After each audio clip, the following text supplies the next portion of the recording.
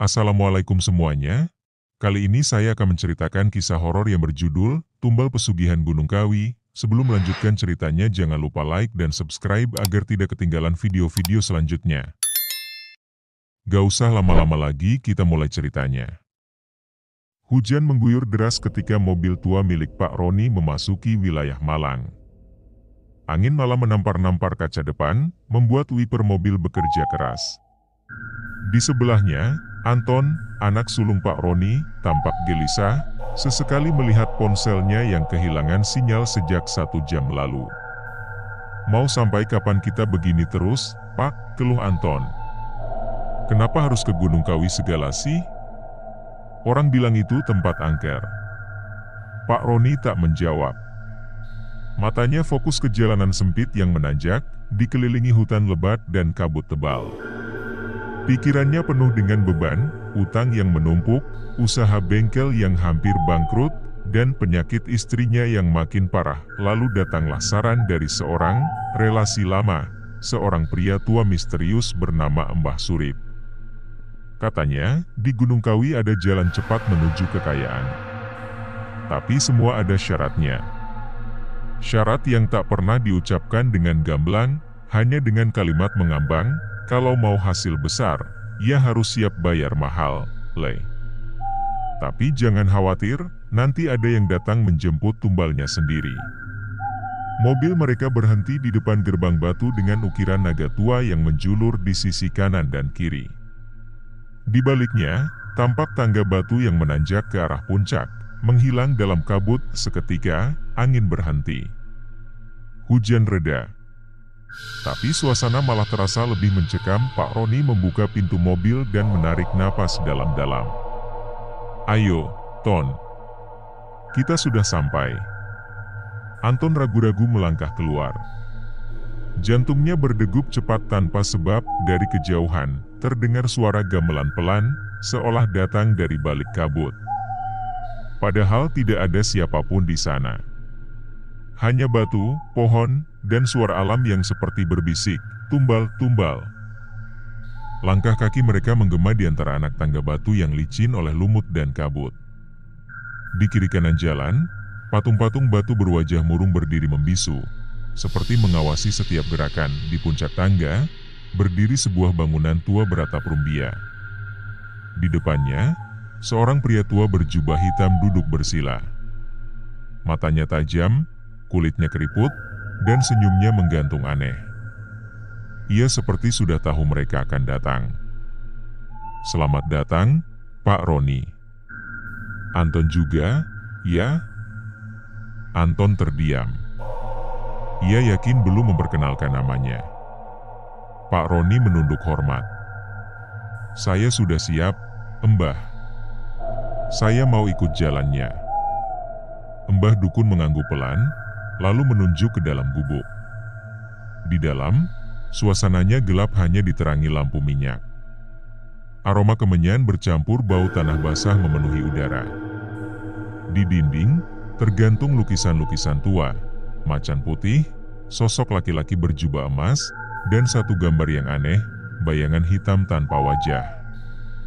"Kekayaan bisa datang cepat," ujar Mbah Dukun sambil menyiapkan sesajen, "tapi kau harus ikhlas dengan harga yang dibayar."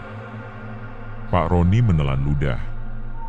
"Saya siap, Mbah, asal keluarga saya selamat.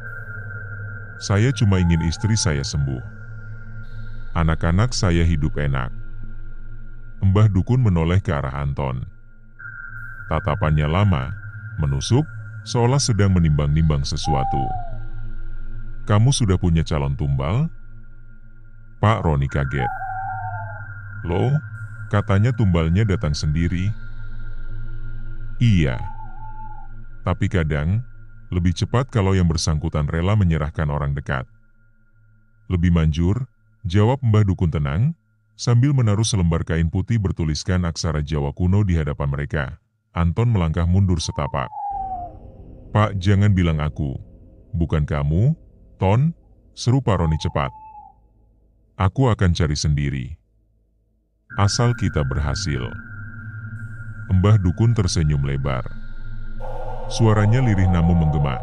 "Kalau begitu, Malam Jumat nanti, jam 12 malam. Di bawah pohon jati kembar. Datang sendirian. Jangan bawa siapa-siapa. Karena di sana perjanjiannya akan dimulai. Dari luar gubuk, suara angin tiba-tiba berubah. Kali ini terdengar seperti bisikan serentak, 1 nyawa untuk 1000 rezeki. Malam Jumat datang dengan udara yang tak biasa. Langit cerah tanpa bulan, dan suara jangkrik mendadak hilang. Seolah alam pun menahan napas, Pak Roni menyusuri jalan setapak seorang diri. Di tangannya, ia membawa sesajen, kepala ayam hitam, bunga 7 rupa, dan kain mori. Seperti yang dipesankan Embah Dukun di kejauhan, 2 pohon jati berdiri berdampingan. Tinggi, tua, dan anehnya tak berdaun. Di antara mereka terbentang bayangan gelap, padahal tak ada cahaya di sekitar. Saat Pak Roni melangkah mendekat, udara jadi dingin menggigit. Lututnya gemetar. Ia menaruh sesajen tepat di tengah kedua pohon, lalu duduk bersila dan membaca mantra yang diajarkan. Siji, loro, telu, sing tak suwun, bukakno lawang rejeki. Tiba-tiba, tanah di bawahnya bergetar pelan. Pohon-pohon sekitar seperti bergerak, padahal tak ada angin. Dari balik kegelapan, muncul sosok tinggi besar. Hitam legam, tapi tubuhnya samar seperti asap. Yang membuat Pak Roni hampir pingsan adalah, sosok itu tak punya kepala. Makhluk itu berdiri diam di antara pohon jati kembar. Perlahan, ia mengangkat tangannya dan menunjuk ke arah Pak Roni. Tanpa suara, tapi pesan itu jelas. Mana tumbalnya? Pak Roni panik. Ia menggigit bibir, menahan rasa takut. Saya belum dapat orangnya. Makhluk itu menurunkan tangan, lalu membalikkan badan. Tubuhnya mulai menghilang dalam kabut tipis. Tapi sebelum lenyap sepenuhnya, ia meninggalkan suara mengerikan, waktu cuma 7 hari. Kalau tidak, yang kau sayang akan kuambil. Pak Roni jatuh terduduk. Tangannya gemetar hebat. 7 hari. Ia harus mencari tumbal, atau istri dan anaknya yang jadi korban, dan yang tak ia sadari, sejak malam itu. Anton mulai mendengar suara aneh di rumah. Suara langkah kaki berat, dan bisikan lirih di balik lemari, kau yang paling dekat, kau yang paling lemah. Hari ketiga setelah ritual, suasana rumah Pak Roni berubah. Bukan hanya Anton yang merasa tidak nyaman. Ibu mereka, Bu Rina, yang biasanya hanya bisa terbaring karena sakit komplikasi, tiba-tiba mulai meracau di malam hari. Dia datang, dia sudah masuk, jaga Anton, jangan kasih dia Anton. Pak Roni mencoba menenangkan, tapi dalam hatinya kacau. Malam itu, ia bermimpi buruk, melihat dirinya menyeret tubuh seseorang ke tengah hutan. Sosok itu menangis, meronta. Tapi Pak Roni seperti kesurupan, tak peduli, hanya menunduk, membawa tumbal ke hadapan makhluk hitam tak berkepala. Keringat dingin membanjiri tubuhnya saat bangun pagi itu. Anton merasa ada yang mengikuti. Saat bercermin, ia melihat bayangan hitam berdiri di belakangnya, tapi saat menoleh, tak ada siapa-siapa. Bahkan cermin di kamar mulai berembun dari dalam, padahal kamar tidak lembab. Saat malam tiba, seekor ayam jago hitam tiba-tiba muncul di halaman rumah, berkokok terus-menerus padahal bukan waktunya. Anton yang penasaran mencoba mendekati, tapi ayam itu justru menatapnya, matanya merah menyala, lalu menghilang di depan mata. Anton mulai curiga. Ia menatap ayahnya saat makan malam, yang tampak makin pucat dan gelisah. Ayah, ini semua ada hubungannya sama Gunung Kawi, ya? Pak Roni mendongak. Tangannya gemetar memegang sendok. Ia menatap Anton, mata mereka bertemu, dan di dalam tatapan itu, Anton melihat sesuatu yang membuat bulu kuduknya berdiri, rasa bersalah. Dan ketakutan. Sebelum Pak Roni sempat menjawab, tiba-tiba terdengar suara teriakan dari dalam kamar Bu Rina. Mereka berdua berlari masuk. Dan di atas kasur, Bu Rina bergetar hebat, matanya melotot, mulutnya komat kamit sendiri. Tapi bukan itu yang membuat Anton ingin muntah. Di dinding kamar, tertulis dengan darah, 3 hari lagi. Pilih tumbalmu. Rumah mereka berubah jadi neraka kecil. Burina tak lagi bisa tidur tenang. Tiap malam, tubuhnya menggigil seperti kedinginan, meski sudah berselimut tebal. Dokter sudah dipanggil, tapi hasilnya nihil. Secara medis, dia sehat, kata dokter dengan bingung. Tapi jiwanya seperti ketarik sesuatu. Anton tak tinggal diam. Ia mulai menyelidiki Gunung Kawi lewat internet, membaca artikel lama, bahkan masuk forum-forum mistis. Di sana, ia menemukan kesamaan dari berbagai cerita pesugihan. Makhluk penagih tumbal akan datang perlahan, menghantui keluarga terdekat dulu, hingga si pelaku menyerah, dan makin hari, bayangan itu makin sering muncul. Bahkan siang hari. Saat Anton membuka pintu kamar mandi, ia melihat wajah tanpa mata mengintip dari balik gorden. Tapi saat ditarik, hanya uap dan dingin. Sementara itu, Pak Roni mulai kehilangan akal sehat.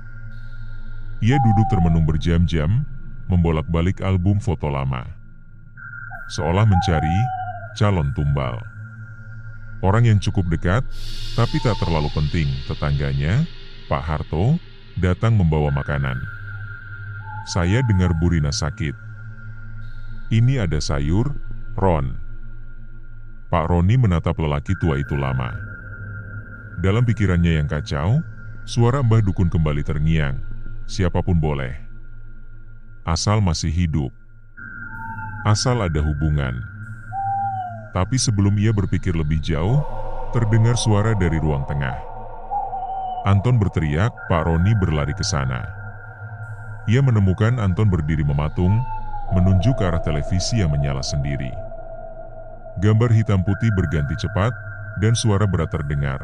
Waktumu tinggal 2 hari. Bila tak pilih, kami yang memilih. Layar televisi kemudian menampilkan sosok Burina, tertidur di ranjangnya, dikelilingi bayangan hitam. Anton menoleh ke ayahnya. Suaranya lirih, putus asa. Jangan bilang ayah mau korbankan ibu. Malam ke-6, langit mendung menutup bulan. Petir sesekali menyambar, menerangi wajah Pak Roni yang duduk termenung di depan kamar istrinya. Di tangannya ada segelas teh yang tak lagi hangat. Ia bahkan lupa kapan menuangnya. Di dalam kamar, Burina tampak lebih tenang malam ini. Tapi itu yang justru membuat Anton takut. Karena sejak sore, ia melihat sesuatu yang tak bisa dijelaskan. Bayangan hitam keluar masuk dari kamar ibunya, seperti sedang menunggu waktu panen. Anton tak tahan. Ia hadapkan ayahnya malam itu juga. Ayah, jawab. Ayah sudah kasih nama ibu ke makhluk itu, ya? Pak Roni terdiam. Matanya merah, suaranya pelan seperti orang yang menyerah. Bukan ibu yang aku sebut, tapi waktu makin mepet. Kalau nggak kasih siapa-siapa, mereka yang milih sendiri, Ton. Aku cuma pengen kita keluar dari semua ini. Dengan tumbal nyawa, ya? Itu bukan keluar, itu ngebunuh. Tiba-tiba terdengar suara retakan kayu dari dalam kamar. Mereka berdua sontak berlari masuk. Burina menghilang dari ranjangnya, korden jendela melambai-lambai sendiri, dan suara berat seperti lolongan terdengar dari arah belakang rumah.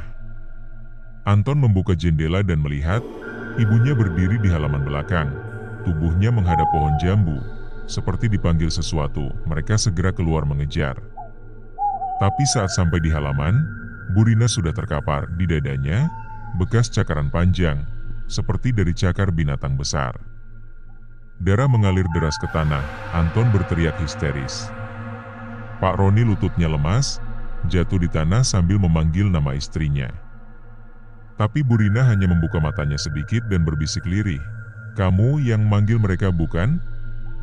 Lalu nafasnya habis, tubuhnya dingin, dan angin malam mendadak berhenti. Di atas pohon jambu, bayangan tanpa kepala berdiri diam, menatap Pak Roni, lalu menghilang. Suasana rumah berubah jadi sunyi kematian. Sejak kepergian Burina, aroma bunga Kamboja samar tercium di setiap sudut rumah. Dupa dari Mbah Surip yang dibakar Pak Roni tiap malam tak mampu menutupinya. Anton tak bicara banyak. Ia mengurung diri di kamar, menulis sesuatu di buku catatan kecilnya, daftar nama-nama yang pernah datang ke rumah, teman-teman ayahnya, kerabat jauh. Ia mulai mencurigai bahwa ibunya bukan satu-satunya yang dikorbankan, sementara Pak Roni, sejak kejadian itu, semakin larut dalam kekacauan. Tapi anehnya, bengkel tua miliknya mendadak ramai. Order masuk terus. Orang dari luar kota datang tiba-tiba, semua butuh jasa servis besar. Uang mulai mengalir, tapi Anton tahu, itu bukan rezeki, itu darah. Suatu malam, Anton diam-diam menggeledah kamar ayahnya. Di dalam laci tersembunyi, ia menemukan lembaran kertas bertuliskan huruf Jawa kuno, bercampur bercak merah yang tak sulit dikenali sebagai darah kering. Di balik kertas itu, ada foto-foto hitam putih, wajah-wajah asing, disilang dengan tinta merah. Di pojok kanan, foto ibunya juga disilang. Anton gemetar. Ia sadar ayahnya telah membuat perjanjian lebih dari yang ia duga. Bukan cuma 1 tumbal, tapi 7. Dan ibunya baru korban pertama. Malam itu, Anton langsung menghubungi Mbah Surip lewat nomor lama yang pernah ia curi dari HP ayahnya. Suaranya serak dan dalam. "Aku tahu ini salah. Tapi tolong hentikan semua ini." Jawaban Mbah Surip pelan, dingin. "Anak muda, perjanjian itu darah. Sekali dibuka, tak bisa ditutup. Yang bisa kau lakukan cuma satu, putuskan rantainya." "Bagaimana caranya?" "Tumbal terakhir harus dipilih oleh darahnya sendiri. Dan kalau tak mau korban berikutnya jatuh, yang menandatangani perjanjian harus ikut ditumbalkan." Anton tercekat. "Ayahku?" "Ya. Atau kau yang akan diambil selanjutnya?" Anton duduk sendirian di kamar, menatap foto ibunya. Matanya sembab, tapi kini ada sesuatu yang lain dalam sorotnya. Tekad sudah cukup. Semuanya harus diakhiri. Ia tahu, satu-satunya cara memutus perjanjian adalah dengan menghentikan pelaku utama, dan itu berarti ayahnya sendiri. Malam itu, ia menunggu Pak Roni tertidur. Tapi anehnya, lelaki itu masih terjaga di ruang tamu, duduk dengan mata kosong menghadap pintu. Di meja ada sebatang dupa menyala, dan secari kain mori. Anton perlahan mendekat. "Ayah?" Pak Roni tak menoleh. "Besok malam, malam ke-7. Kalau aku gak kasih tumbal terakhir, mereka akan ambil kau." Ia menoleh, dan untuk pertama kalinya, wajahnya terlihat seperti bukan miliknya lagi. Matanya cekung, bibirnya hitam kebiruan, dan kulitnya pucat seperti lilin. "Tapi aku sudah tahu solusinya." Anton mundur 1 langkah. "Ayah mau kasih aku?" Pak Roni berdiri pelan. "Bukan mau. Terpaksa." Seketika Anton berlari ke dapur, mengambil pisau kecil dan jimat peninggalan ibunya yang pernah dibilang penolak bala. Ia tahu, melawan secara fisik mungkin tak bisa. Tapi ia sudah belajar, makhluk pesugihan paling takut pada tekad dan darah bersih. Pak Roni mengejar, tapi sebelum bisa menyentuh Anton, anak itu menancapkan pisaunya ke telapak tangan sendiri, lalu menggenggam jimatnya erat. Darahnya menetes ke lantai, dan udara berubah, gubrak. Seluruh rumah bergetar. Dari balik jendela, bayangan besar tanpa kepala muncul, tapi kali ini tidak mendekat Anton. Ia justru mendekat ke arah Pak Roni, yang mulai mundur dengan tubuh gemetar. "Tidak. Aku masih punya 1 nama. Ambil tetangga. Ambil siapapun. Jangan aku."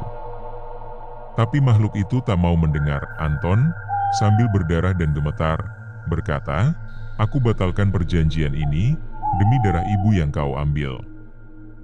Makhluk itu berhenti. Lalu menoleh ke arah Anton, dan membungkuk perlahan, seolah mengakui sesuatu. Kemudian ia menjulur tangan ke arah Pak Roni, teriakan terdengar mengguncang rumah, dan hanya dalam hitungan detik, Pak Roni lenyap. Tak ada jejak, tak ada tubuh. Hanya kain mori dan bau kemenyan terbakar. Anton jatuh terduduk, pingsan karena kehilangan darah, dan malam itu, Gunung Kawi diguyur hujan deras. Seolah menandai akhir dari satu perjanjian berdarah. Sudah seminggu sejak Pak Roni lenyap tanpa jejak, Anton menjalani hidup dalam bayang-bayang trauma, tapi juga kelegaan. Tak ada lagi suara langkah berat di malam hari. Tak ada lagi bisikan atau bayangan di cermin. Rumah itu akhirnya tenang, tapi ketenangan itu palsu. Beberapa hari kemudian, Anton mendapat surat dari notaris. Rupanya, sebelum menghilang, Pak Roni meninggalkan wasiat. Seluruh aset bengkel, rumah, tabungan, dan tanah diwariskan untuk Anton. Jumlahnya mengejutkan.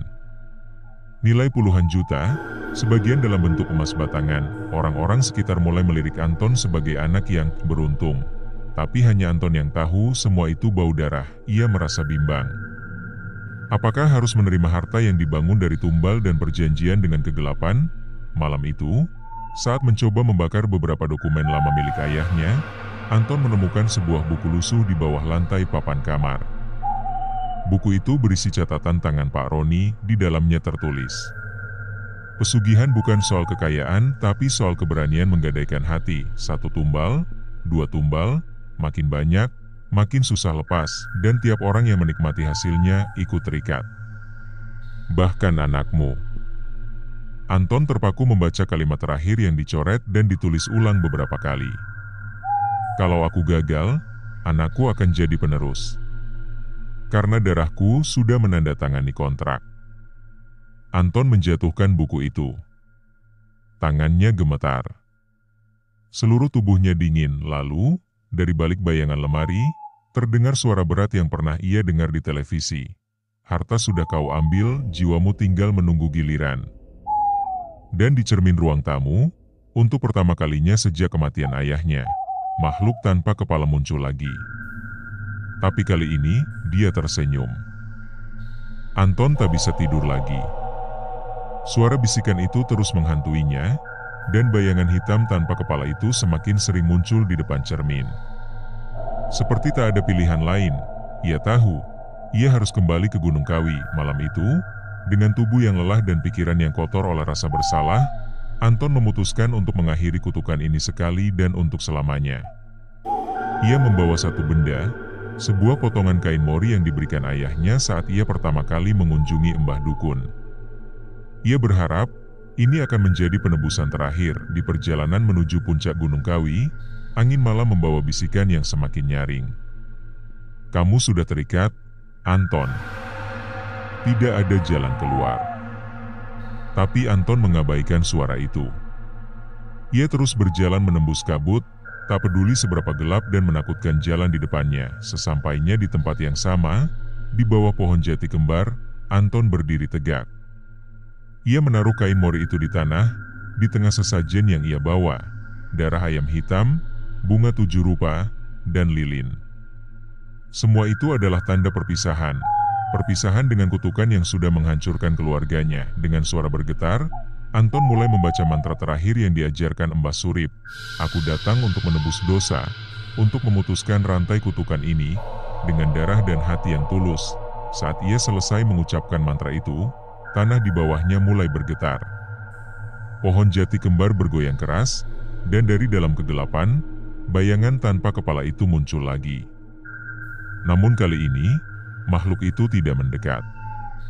Ia hanya berdiri diam, memandang Anton dengan tatapan kosong. Anton menatap makhluk itu dan berkata dengan tegas, "Aku menebus semuanya. Aku membayar hutang darah ini dengan darahku sendiri." Makhluk itu mulai bergerak, mendekati Anton dengan lambat. Tapi kali ini, Anton tidak mundur. Ia menutup matanya, siap menerima apapun yang datang. Namun yang terjadi justru berbeda. Pohon jati kembar itu tiba-tiba menyala dengan cahaya putih yang menyilaukan. Makhluk itu terpecah menjadi asap hitam dan lenyap, menghilang begitu saja dalam cahaya yang menyelimuti seluruh kawasan itu. Anton terjatuh di tanah, kelelahan dan hampir kehilangan kesadaran. Ketika ia membuka matanya, segala sesuatu telah berubah. Kabut mulai menghilang, dan suara-suara aneh yang selama ini mengganggunya lenyap. Gunung Kawi kembali tenang, seolah tidak ada apa-apa yang terjadi. Beberapa hari kemudian, Anton kembali ke rumah.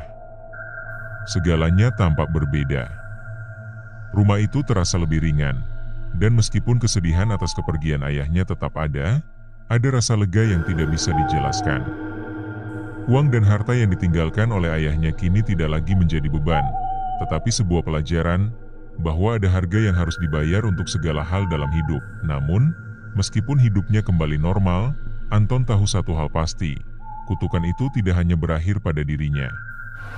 Ia masih harus menjaga hati-hati langkahnya, karena harta yang datang dari darah, meski telah ditinggalkan, selalu mengingatkan akan masa kelam yang tidak bisa dilupakan, dan Gunung Kawi tetap berdiri di sana, menunggu siapa saja yang berani menandatangani kontrak dengan kegelapan.